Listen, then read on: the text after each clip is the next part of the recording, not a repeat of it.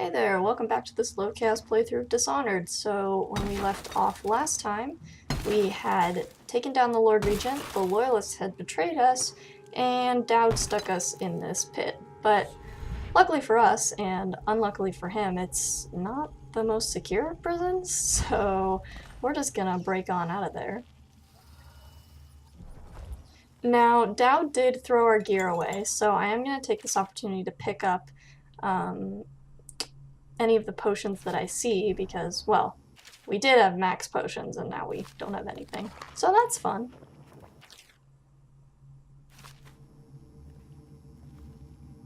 Just taking a look around, trying to remember where I need to go. I do remember that there's a health potion down here though, so I'm gonna grab that. Then I'm gonna head on up and get the heck out of here. So there are 2 assassins on the upper levels. Be aware that you will have to sneak past them in order to get out. It's not too difficult, you just have to time it correctly. So I take the opportunity to quick save just in case. So as you can see, there's one. I'm gonna wait for him to turn around. And then I'm gonna just hope that the other guy isn't looking my way, and I got lucky, he wasn't. So we are out of there. So from here, there's 2 different ways that we could go. We could either get the gear that Dowd took from us, or alternatively, we could just leave the gear behind and make our way to the next section. That is what I'm going to choose to do, mostly because we don't really need our gear for the rest of the run. We're only going to be engaging enemies in just this one upcoming section, and that's really it. The rest of our enemies we're just gonna bypass, so I didn't see any real reason to go back and get the gear because all that we would really need from that would be the crossbow with the sleep darts. Now there is one significant downside to leaving our gear behind. We did miss a pretty interesting follow-up to neutralizing High Overseer Campbell. So Dowd ends up dropping your gear in a Weeper den. If you go after it and you neutralize the High Overseer, once you get there, the Weeper that's walking around on the ground next to your gear is actually Campbell, and you can tell because not only is he wearing a uniform, he also has the brand on his face. So I'd say that's pretty poetic justice for the man that helped the Lord Regent spread the plague. Okay, so here we need to get to that door, but that door is locked. The only way to get the key is to take it off of one of these assassins. Well, luckily for me, this guy isn't paying attention, so I decide to grab it. I then also decide, you know what, I am actually going to knock this guy out just because it's going to make getting to the door a little bit easier. I probably could have just made my way over there, honestly, like looking back on this, but at the time I just wanted to play it safe. So that's one less person that'll be watching the door, which makes our job just a little bit easier.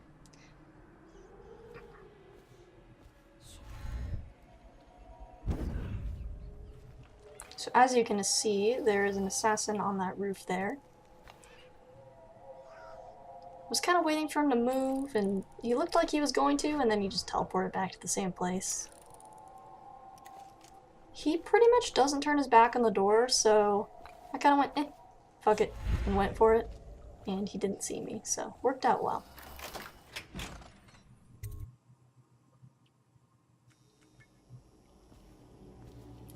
So this is, I would call it the main section of the flooded district, just because our target is here. So this is Dowd's base of operations. Those blueprints are for something or another. They really aren't important at this point, but I picked them up anyway. So this section, it's pretty tricky. There are a lot of assassins walking around. After a couple attempts, decided the best way to deal with getting past them was to go down through the water here and kind of loop my way around behind them. If I had tier 2 blink, it would be pretty easy to just blink right past them and into the entrance, but as that is not the case, since we're going for a mostly flesh and steel run, I had to take a little detour. These hounds did kind of freak me out a little bit. They are not easy to get past, so I kind of had to wait for them to turn around before I could really do anything. Then, of course, I had a moment of panic because I didn't realize there was actually a dog over here. And, oh boy, did he get close. But luckily for us, he didn't actually see us, so we were fine. I did know that there were several assassins up on the top here, so I decided to blink up to this specific ledge, hoping that I could hide behind that little window-ish area.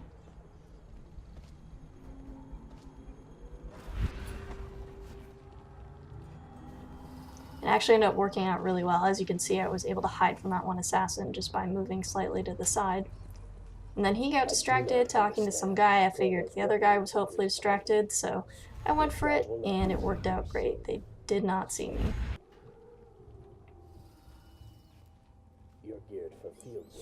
Now this section, I decided to wait until their conversation stopped because, well, I tried to go past them while they were talking, and my blink just doesn't reach long enough. The one assassin saw me, so I had to wait for him to turn around. The bodyguard who was with the Empress seems to trouble him greatly. Yes, I feel that we've reached a turning point. There is some gear in a little suitcase on the right, but I'm pretty sure it's just sleep darts and regular bolts, and since I don't have my crossbow, I decided I didn't need it. So once that guy started patrolling, I'm just waiting for this guy to turn on around. He's all the way over here. He is still looking in the direction we want to go, but he had his back turned for a second, so I went, you know what? This will be fine. Of course, almost walked right into that guy, but luckily the room is dark, so he didn't really get a good look at me. Fun fact, this is actually an Easter egg that refers back to the first Thief game, where at the very beginning of the game, you've got instructors telling Garrett how to move about in a stealthy manner. So that was pretty neat. It's a fun little Easter egg. Alright, we are getting closer and closer to Dowd's room. We just have to make our way through this library. There's only one assassin that patrols this room, I believe, and it would have been pretty easy to just blink up to that bookshelf and be done with it. But I wanted that health vial on the table. Not that I really need it, but I get nervous at this point when I've lost all my health vials and my mana potions. So I decided I would wait and grab those, but that meant sparing an extra few seconds while this guy went about his patrol. Instead, focus on where you wish to be standing, and it will be so. So he's not paying attention anymore. That means I am gonna grab the stuff and skedaddle. Just grabbed the mana potion there because I figured, I don't need the health potion. And I didn't grab any of the assassin's swords just because I won't be using them. It's one of those things where I have yet to press the wrong button. Like when I go up to someone to strangle them and accidentally stab them instead, but I just figure I don't need the sword, I don't need the chance that I'll misclick or something. So I'm just gonna be without. So you've lost it all. Ruined at last. Lord Regent, Royal Spy Master. I found that this was the best way to go through the room after a couple tries of some different ways, and that's because over here is a shadowed area. So even though I'm really close to them and they should in all likelihood be able to see me, they don't because it's in shadow. As I mentioned last episode, Dishonored takes differences in light pretty heavily in account when it's kind of calculating how stealthy you are. So even though I'm not really that high above anyone, and you'd think they would be able to see me, that is not the case. Dowd, I know you're a master assassin, but buddy, you'd think you'd know to look up. At least we know that Dowd regrets his life choices. And we, of course, are going to spare him, because this is a clean hands run. He'll know that we've been here, though. That's why we took his coin purse. It's leaving a message. Or so the game claims. Right, there are, I think, 2 assassins on that floor and 1 here. It's pretty simple to blink past the 2 up top. I was just gonna go past this guy, but he really wasn't cooperating, so I elected to knock him out and take him with me. do keep in mind that even though we aren't unlocking that door using Dowd's key, you still do need the key, because there's a door further down that won't open without it. I took a moment here. I don't know why. I thought I was hearing something, or I don't know what. I think it was noise from outside, but it freaked me out enough that I was like, oh man, did the assassins see me through the window? I was fine. So I ended up skipping that little bit so you didn't have to see me waffling. There's also a rune down there. We did miss a bone charm, but at this point in the game, I'm not going to be engaging anyone else. That assassin, in the previous area, that was the last person that I'm going to engage. Keep that in mind, because when I inevitably engage someone later on, I'm sure I will be corrected. But I'm pretty sure that that's the last person I engage. Okay, so that is Dowd taken care of. Of course, we spared him. And now it's just a matter of getting back to the pub, which is no small feat considering we have to go through the quarantines. That's right, the Lord Regent built a wall quarantining this part of the city, and we have to somehow find our way out. Luckily for us, we're pretty resourceful.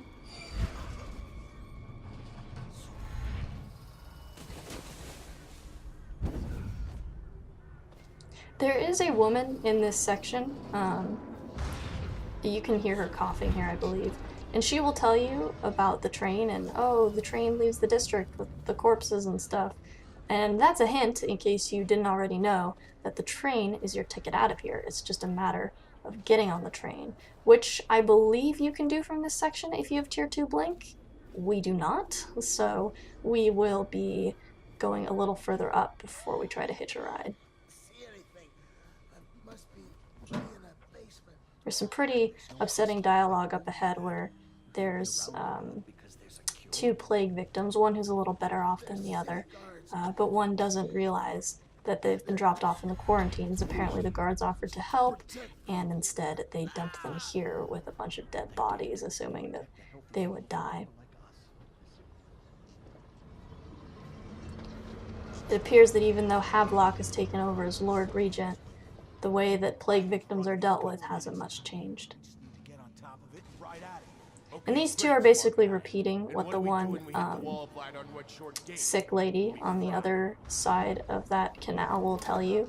They're talking about the train. They're making it very, very clear. You should take the train. I didn't actually need to go into this room. The rewire tool might be useful for people that are going a high chaos route and want to kill some guards, but I mean, it's not useful for me. I still picked it up just because I'm that type of person, where if a video game is like, hey, you can pick this up, I'll be like, yes, please, I'll have 20. We need to make up our mind. That guy in the mask I saw, he came up from the dry canal. They're neutral, so if they see you, it won't affect your ghost run.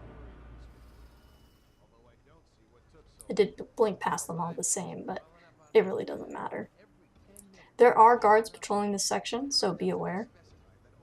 There are only a handful, so it's really not difficult to get past them. I did take this opportunity to grab a mana potion, though. As you can see, there's a guard there, so I skedaddled out of the way, and I made my way up here in preparation for getting onto the train.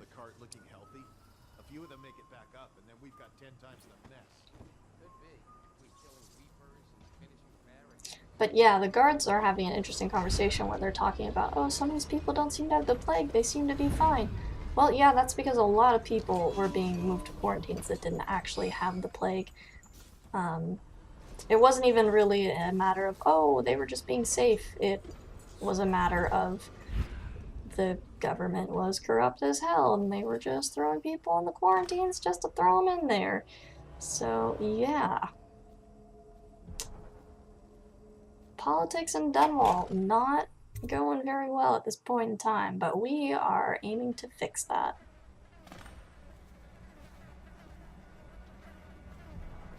So at this point in time, we are trying to get to the pub via the sewer system. But first we have to actually get into the sewers, and in order to do that, we have to navigate this very small section of the city. As you can see, it's pretty run down. Definitely seen better times. The plague, I think, originated in this section of the city, and that's why it's in such bad shape. It's been in disrepair for a while now. So we are going to have to head through this boarded off section, but before that, I took a minute to show, you'll see here, some weepers. And when I say some, I mean a very large group. Probably wasn't very smart to get this close to them, but you know. So when you break that board, they will come running for you, and I wanted to make a point of showing where they were so you could get an idea of how fast you'd have to book it. Which luckily is moderately quickly. It's not too hard to avoid them, but it can be a little frightening if you don't know that they're there because, you know, they're a little spooky. But they will not follow you down here is the good news. So you can kind of take your time, loot the room.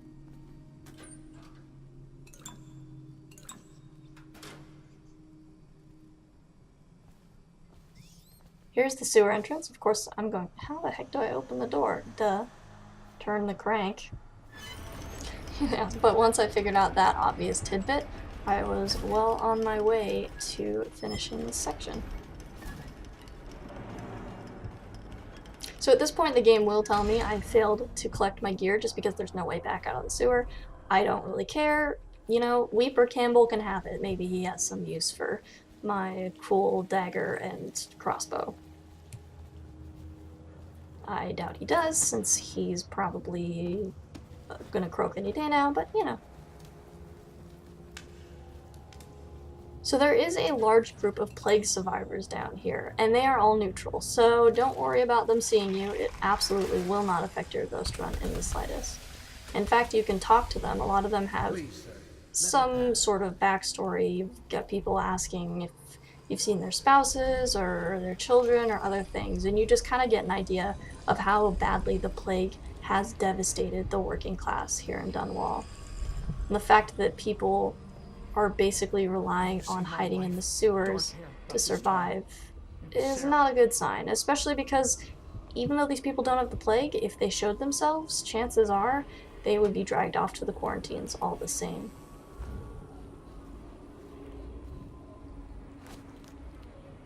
So here's a fun little fact about the sewers. Do you remember all the way back in, I believe it was episode 2, we saw a character named Granny Regs, and I mentioned, oh yeah, we're not going to be doing any of the Granny Regs missions. In fact, I didn't even interact with her at all. Well, there was a very specific reason for me doing that. One, it didn't really behoove us because she basically functions to give a lot of different runes, and since we're not upgrading powers, we didn't need them. But also, if you interact with Granny Regs in any way, shape, or form, and if you complete her missions, you will actually stumble across her in the sewers, and let me tell you, she is a formidable enemy. You'll actually see her trying to kill Slackjaw, and basically the only way to save Slackjaw is to kill her or knock her out, which is difficult because she's quasi-immortal and you basically have to sneak past her and find this little token that she's bound her soul to. Anyway, it becomes a whole thing. But as you can see, since we didn't have to deal with Granny Regs, that section was really easy. We got out and we maintained our ghost run.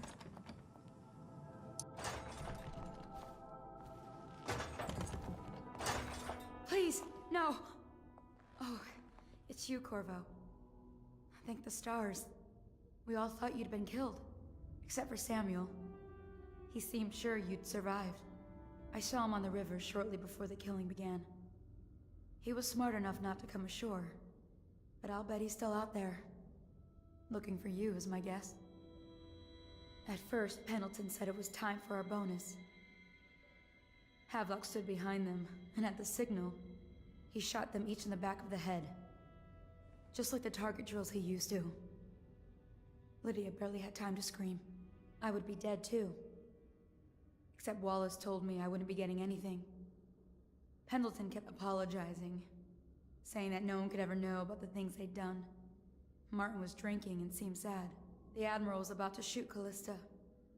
Then he mumbled something about owing her uncle, Captain Kurnow, a debt. They said it was time for Sokolov, and went off to his cage. I don't know what happened after that. Emily was there when the killing started. Poor child. I hope she hid her eyes. The Admiral said that Martin was right. I guess they talked about it. And they started to worry they'd get executed for all that they'd done, going after the Lord Regent and his allies. I suppose it's why they've poisoned you too. So unfortunately, it seems we got to the pub just a little too late, but luckily for us, there are still survivors that we can try to save. So next episode, we're going to do just that.